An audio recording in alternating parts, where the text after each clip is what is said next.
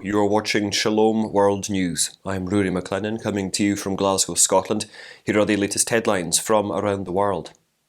Pope Francis implored the intercession of the Blessed Virgin, seeking an end to wars that have been raging in various parts of the world, including in Europe. The Holy Father prayed for peace during a rosary service he led on the last day of the Marian month of May. The rosary was recited in front of the sacred image of Regina Pacis, or Queen of Peace, in the Basilica of Maria Maggiore in Rome. The prayer vigil was attended by people displaced by war, as well as by migrants and refugees. Representing families experiencing violence was a Ukrainian family. The rosary was also attended by military chaplains and a Syrian and Venezuelan family, representing the millions who have been forced to leave their homes.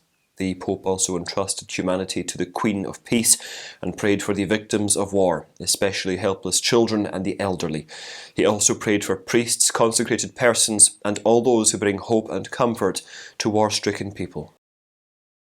In Rome, preparations are underway for the World Meeting of Families, which will take place from the 22nd to the 26th of June. The meeting has as its theme Family Love, Vocation and a Path to Holiness. The event will begin with the Festival of Families in the presence of the Holy Father in the Paul VI Hall. From Thursday to Saturday of that week, there will be a pastoral congress in the same venue. There will also be a papal mass on Saturday afternoon in St. Peter's Square. Unlike previous editions, the Pastoral Congress will not have academically structured conferences with doctrinal content. Instead, it will be an opportunity to meet and to listen.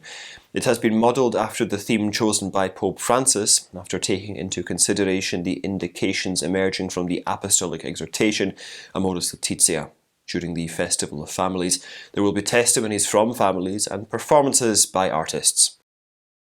Since the beginning of May, attacks on Catholic churches across the United States of America have been increasing in frequency.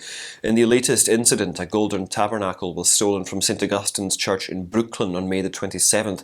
5 days before that incident, the Archdiocese of Seattle reported that a parish church in Olympia was vandalized with hate graffiti.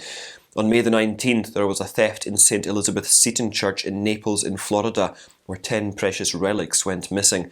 The relics include a splinter of the cross on which Christ died, a fragment of the tunic of St. Joseph, a piece of the Virgin's veil, and first-class relics of some other saints. There was also an attack on the Our Lady of Fatima Grotto at Our Lady of Sorrows Parish in New York, where vandals decapitated and smashed statues. According to the United States Conference of Catholic Bishops, there have been 134 attacks on churches since May 2020. Girl Scouts of the US has posthumously honoured one of the victims of the Texas school shooting for outstanding courage. 10-year-old Catholic Amerie Jo Garza was given the Bronze Cross. The fourth grader of Robb Elementary School was shot dead by the culprit while she was dialing 911 to get help for her friends and for her teachers.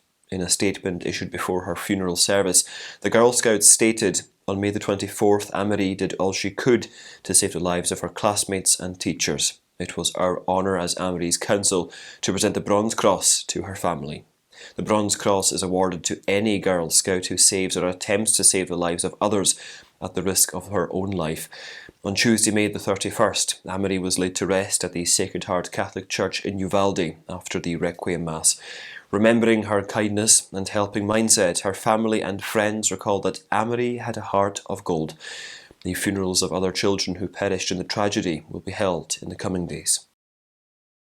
About 1 million Christians and Muslims in Egypt are expected to assemble at the Marian shrine of Jabal al-TAYR near Samalud city this week to celebrate the Nativity of Our Lady, as per the Coptic calendar. After a pandemic-induced gap of 2 years, the cave shrine will host a multitude of pilgrims, with stalls selling religious artefacts already appearing on the premises of the shrine. It is in this cave that the Holy Family resided after crossing the Nile on their sojourn towards the east of Egypt. The church itself was built in the 4th century by Queen Helena, the mother of the Roman Emperor Constantine, who made Christianity the official religion of the Roman Empire. According to tradition, the infant Jesus stood near this hill when a large rock broke off and rolled down. In a bid to protect his mother, Christ stretched out his hand and stopped the rock, leaving his palm impression on it. Around the year, pilgrims, including a large number of Muslims, visit this monastery shrine. The UK-based Society for the Protection of Unborn Children has termed the 13,758 abortions carried out in Scotland last year as a national tragedy. Scotland's national public health body, Public Health Scotland, revealed the number. SPUC said that the figure shows that abortion is becoming more and more normalised. They also decried what they termed propaganda that tells women abortion is simple and safe, while saying that the statistics show a, quote, catastrophic loss of unborn life as a result of the government's dangerous policy on abortion. Figures show that 99% of babies were killed by chemical abortions. As many as 11,598 babies were killed before 9 weeks of gestation. Out of the chemical abortions, 53% were done at home with self-administered drugs. Earlier in May, Scottish Government Health Minister Marie Todd had said that the DIY home abortion scheme would remain in place. A recent study conducted in the United States has found that Americans who are religious are more likely to be pro-life supporters. The study was conducted by Lifeway Research for the Land Centre for Cultural Engagement at Southwestern Baptist Theological Seminary. The study says that as many as 64% of Americans with evangelical beliefs are more pro-life. It also found that 53% of believers who attend church services every week are more than twice as likely to be pro-life supporters. Among pro-life supporters, 58% said that it was their personal faith that made them so, while 56% said it was their views on morality that influenced them.